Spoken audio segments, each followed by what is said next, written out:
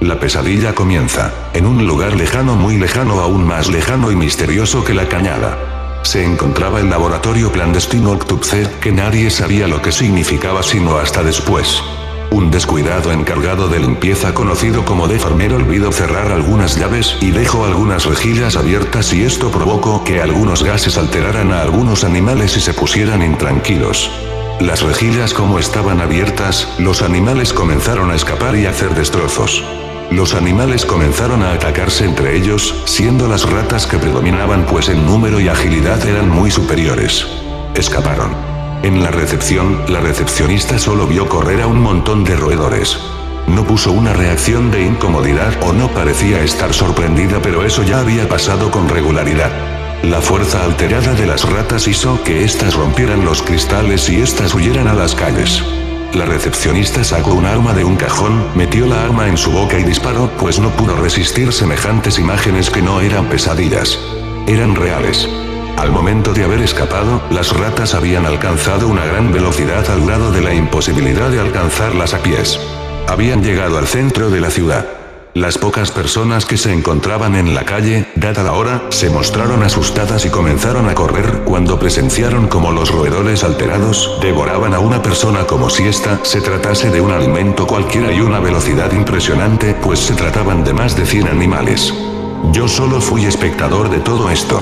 Me encontraba mirando desde un balcón en un departamento en un tercer piso. Y se preguntara cómo es que sé que todo lo que pasó en el laboratorio. Muy fácil. Trabajaba ahí como guardia de seguridad, vigilando los monitores, y me percaté de eso detalle a detalle. Como sea, la razón por la cual dejé mi trabajo fue la siguiente.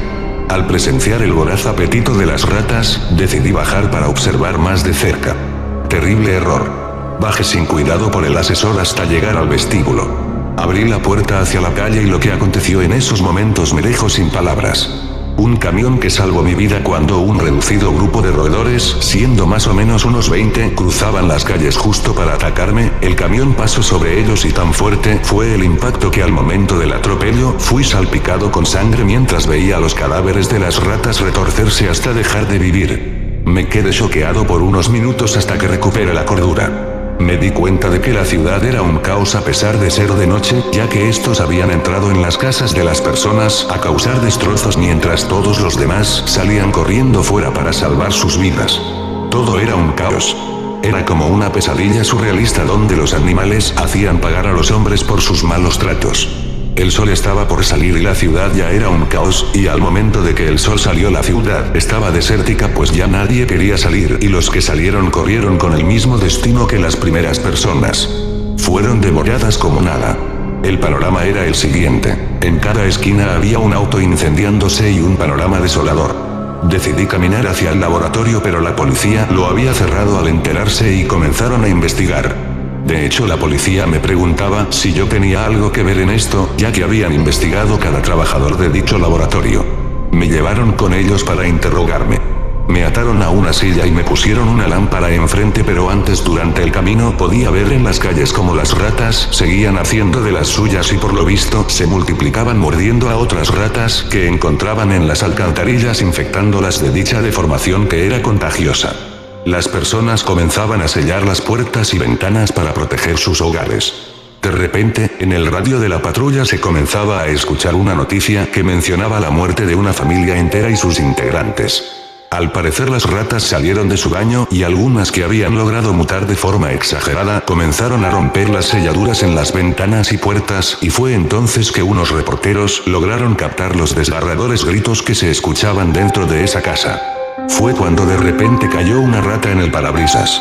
Se veía sedienta de sangre y con una terrible cara desfigurada. El oficial que conducía se asustó demasiado que muriera de un paro cardíaco y estuvimos a punto de estrellarnos hasta que el copiloto apagó el auto como pudo. Otra patrulla y los forenses vinieron en nuestra ayuda. Ya estando en la jefatura me comenzaron a interrogar. Me preguntaban qué era lo que sabía. Me negué a responder con miedo a que me inculparan por todos los destrozos. Comenzaron a torturarme de una manera inhumana. Me conectaron cables en el pecho y me daban descargas eléctricas y metían mi cabeza en agua. Estaba agonizando cuando de repente unos roedores comenzaron a salir de una rejilla que estaba en esa habitación. Era un número elevado de ratas, tanto así que lograron romper una parte de la pared y comenzaron a atacar a los policías. Lo raro era que no me atacaban a mí. Incluso mordieron mis ataduras para salir libre. En ese momento recordé que en mis tiempos como pasante en el laboratorio, cuidaba y alimentaba a las ratas. Creo que estaban agradecidos conmigo. Lástima que este mal no era necesario y que solo destruían todo lo que estaba a su paso. Ha pasado un mes desde que se desató la pesadilla y debo decir que la ciudad se volvió un lugar desértico. Muchos intentaron acabar con la plaga, pero no pudieron y decidieron cerrar ese lugar para que no se expandiera. Yo me quedé atrapado al negarme a salir y después de la tortura a la que fui sometido. Termino de escribir esto para quienes lo lean y lo oigan, estoy atrapado en mi viejo departamento y a punto de ser devorado por estas ratas ya que perdieron todo sentido común hacia su amo y creador. Hasta nunca y nunca subestimes a un animal.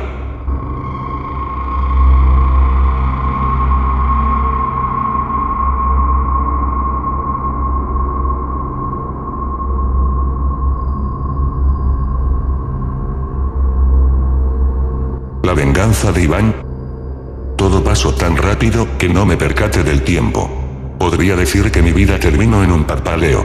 Hace ya tiempo, después de que mi padre nos abandonara, le tomé un coraje hacia su persona algo fuerte y que con el tiempo se iba acrecentando cada vez más. Yo vivía una vida normal, como la de cualquier otro adolescente de mi edad. Todo bien hasta que cierto día llegó. El día en que mi vida cambiaría por completo. Años más tarde, mi padre consiguió otra familia y sus familiares me miraban con desprecio y mi madre y al resto de mi familia ya estaba cansado de la siguiente situación. Mi padre y su familia hablaban mal de nosotros pero un sentido muy mórbido y odioso. Como si tuviéramos la culpa de sus desgracias, pues la situación económica de mi padre estaba en decadencia. Cada que escuchaba las conversaciones entre mi mamá y una tía que escuchaba a mi padre, me deprimía y me ponía furioso por la forma en la que se dirigía a mí y a mi familia. Y pasaba lo mismo con mis tíos, sus hermanos, que estos también estaban llenos de odio por razones injustificadas. Hubo noches en las que no dormía e incluso tenía pesadillas donde veía la masacre de la familia de mi padre, todo fríamente llevada a cabo por mí. Lo más macabro de todo fue que alguna fuerza o alguna voz dentro de mí me impulsaban a materializar mis pesadillas en este mundo, pues en un pequeño cuaderno comenzaba a anotar las formas de tortura más temibles existentes y la forma de ejecutarlas hasta la muerte. Desde colocarles una toalla en la cara y arrojar litros y litros de agua caliente hasta la asfixia. Hasta atar en sus extremidades dos cuerdas, una en su brazo izquierdo y la otra en otra extremidad, atar el otro extremo a un auto y acelerar hasta partirlo en dos. Eran tan siniestramente sanguinarias pero ya no me importaba. En los siguientes días comencé a planear cómo iría acabando con todos y cada uno de los miembros de la familia de mi padre como fuera posible. Primero iría por la cabeza de mi abuelo, pues porque él fue uno de los mayores culpables de que mis padres se separaran, pues él apoyó sus actos de infidelidad y de cobardía. Llegó la noche y yo me alistaba para salir por la cabeza de mi abuelo. Mi abuelo poseía armas así que sería más fácil hacer mi trabajo ahí. Solo disparé en su frente y ordené todo para que pareciera suicidio y efectivamente, los forenses determinaron suicidio. Nadie lo podía creer, después de esto, el resto sería lo más fácil. La locura me consumía vivo, mi sed de venganza crecía más. Hice algo similar con algunos de mis tíos. Con mi tío el alcohólico fue más sencillo, solo fue cuestión de poner una bebida adulterada en muy alta cantidad. Murió a los 3 días por intoxicación. Mi plan iba a la perfección. Todos iban cayendo como moscas, ellos sin saber qué hacer, a quién culpar pues la duda los consumía vivos y la impotencia de no poder hacer nada. El orgullo que se les había subido a la cabeza había desaparecido. El lado negativo, la locura me atrapaba cada vez más. Ya no podía vivir más con esto. Me había convertido en un asesino sanguinario que nada ni nadie me podía detener. Me mutilaba a mí mismo al no encontrar a quien torturar, ya que en los últimos 6 meses fui mutilando y mutilando a todos y cada uno de los miembros de la familia de mi padre. Solo hasta quedar él. Para él había planeado la tortura más inhumana posible. Hacerlo sufrir mientras está consciente de todo lo que su cuerpo percibe y para rematar la tortura psicológica. Llegué hasta donde él, pero el plan tuvo una falla. Él estaba prevenido y armado así que sería difícil acercarse. Para mi sorpresa él venía hacia mí, entonces fue cuando traté de huir pero recibí un disparo en la pierna. Aún así logra llegar a mi hogar. Me oculté en el armario y saqué un arma que tenía oculta en el armario y la coloqué en mi boca para más tarde jalar el gatillo. Esto será lo último que escribí minutos antes de que la pesadilla termine. La última imagen que pasó por mi cabeza fue al momento que abrí el armario y tenía a mi padre apuntándome de frente con un arma. Antes de que jalara del gatillo, fue apuñalado por la espalda por mi madre, salvando mi vida para que minutos después yo acabara conmigo mismo. Hasta nunca, los veré en el infierno, y tú serás el siguiente. Cabe aclarar que algunos detalles en esta historia son reales. Es quizás la única forma de liberar tensión entre mis problemas en la vida real contra todas aquellas personas que me hicieron daño. Creepypasta escrito por ETG Locuendo.